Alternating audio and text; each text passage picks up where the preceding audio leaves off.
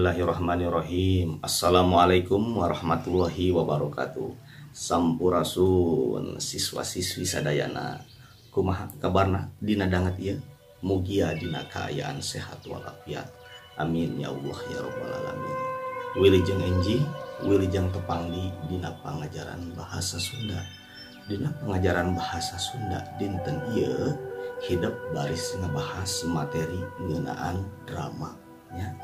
Anu bade dipedar ngeunaan materi dina dinten ieu nyaeta ngeunaan harti drama, ngeunaan struktur atanapi teks naskah drama, sareng naon ari bedana drama sareng karangan anu sejen nya. Tangtuna hidup kantos ningal nya pintonan atanapi pagelaran drama. Boh eta dina TV, boh ningal langsung hidup pagelaran eta drama. Sapertos kumaha drama teh tangtuna hidup terang nya saalit-saalit mah. Tah ayeuna hayu urang pedar wae ngeunaan ieu materina, hayu urang guar sasarengan. Wilujeng nyakseni.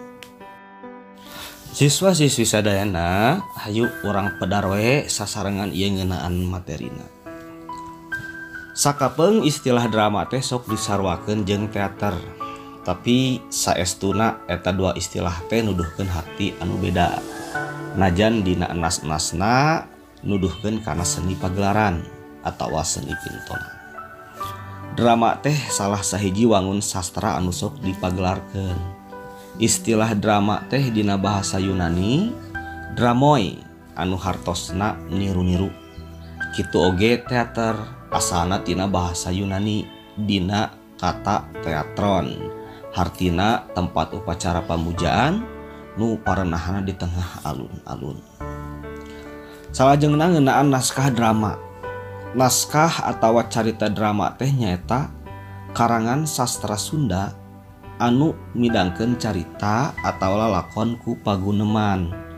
Jadi dina naskah drama ayana paguneman ieu minangka anu ngabedakeun naskah drama jeung wangun karangan sejenna.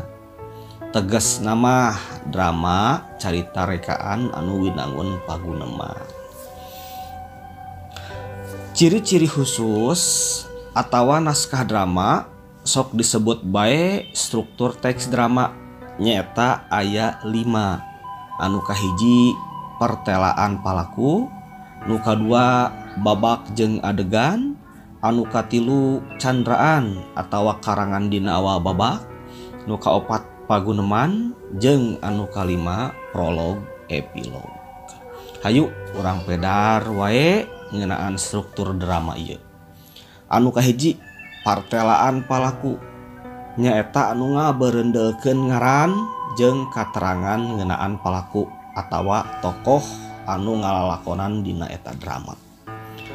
Babak jeung adegan nyaeta anu ngabagi-bagi karangan drama. Unggal babak dibagi jadi sababaraha adegan nurutkeun robahna kajadian.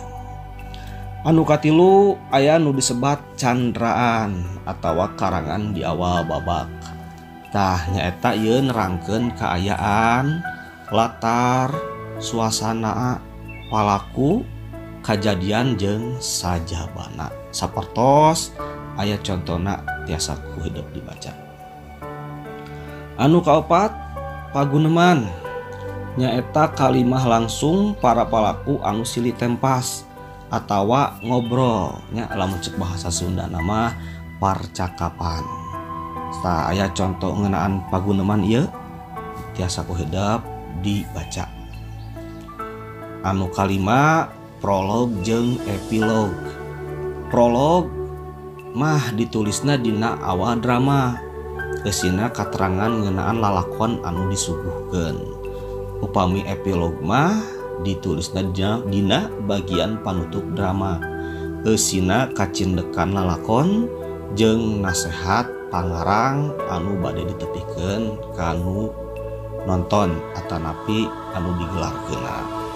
Najan aya oge drama anu henteu make prolog jeung epilog, tetapi seseueurna mah drama teh biasana nganggo prolog jeung epilog. Jadi benten nama upami prolog mah dina awal drama, lamun epilog mah dina bagian panutup drama.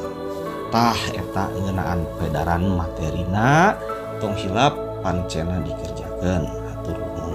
Siswa-siswi sadayana kumaha ngeunaan peredaran materina kahartos? Mugia kahartosnya ngeunaan peredaran materina. Upami aya materi anu teu acan hidup ngartos, mangga kantun japri wae ka nomor ustadnya bagian-bagian manana nu teu kahartosna. Tong hilap pancena dikerjakeun ku hidup nya dicatat dina buku bahasa Sunda hidup. Hatur nuhun wilujeng patepangdi dina pangajaran salanjutna. Wassalamualaikum warahmatullahi wabarakatuh.